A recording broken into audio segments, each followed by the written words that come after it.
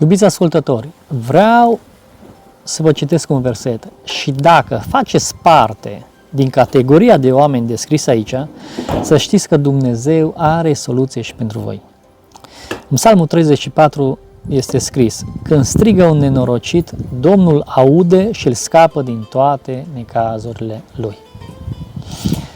Cam acum un an jumate, Domnul ne-a trimis pe mine și pe soția mea în Dobrogea. Am ajuns într-un loc, la o biserică, într-o localitate din Dobrogea, la o biserică micuță.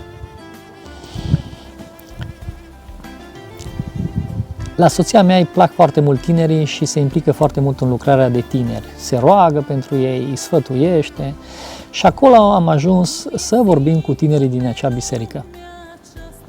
Și ne-am și rugat pentru ei. Noi n-am știut ce se va întâmpla, a fost o rugăciune simplă, n-am știut ce Dumnezeu urmează să facă. Până seara, gazdele la care eram au venit foarte agitate că ce le-am făcut acelor tineri. Pentru că o tânără dintre acelea de acolo a mers acasă și a spus ceva la bunica ei. I-a spus ceva ceea ce a declanșat un întreg șir de evenimente. Până la ora 12 noaptea,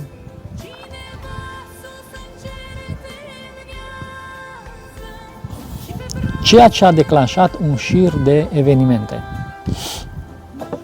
Până la 12 noaptea a venit poliția și a dus pe un om și l-a închis. Noi nu știam ce se întâmplă, nu știam detalii, nu știam nimic. Dar l-am aflat ulterior.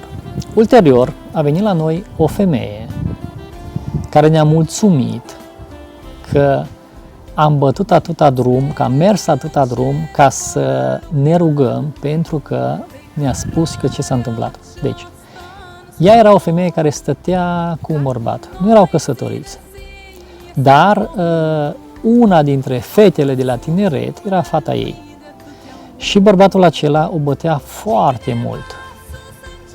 Deci această femeie trăia într-un chin continuu, bătăi peste bătăi. Nu era credincioasă, nu era pocăită, dar în schimb se gândea la Dumnezeu. Și știa că Dumnezeu o cheamă. În ziua aia în care noi am mers și ne-am rugat acolo, la biserică, în acea dimineață, după ce acel bărbat a bătut-o foarte crunt, ea s-a rugat la Dumnezeu și a spus așa: Doamne, te rog, scapă-mă. Te rog, scapă-mă și eu o să mă întorc la tine. Deci făcea parte din categoria celui nenorocit, când strigă un nenorocit. Ea ne-a povestit că a trăit niște clipe groaznice alături de acel bărbat. Și acum revin la ceea ce s-a întâmplat în ziua aia când am mers la biserică. Practic, până seara la ora 12, acel bărbat era deja închis. Și au urmat procese și alte lucruri. Ce vreau să zic cu asta? Dumnezeu este alături de cei nenorociți.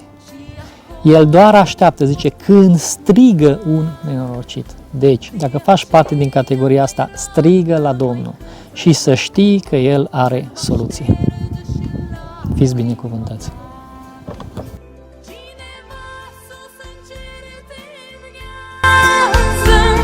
Și pe brațe mereu te va lua.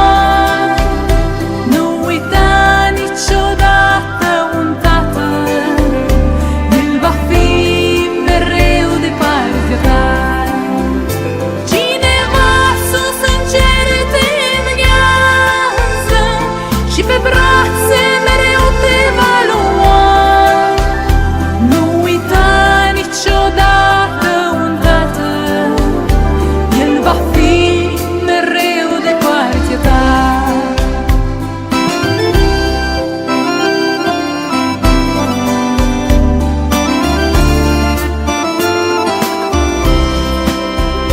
Nu-i ușor să aștepți în tăcere,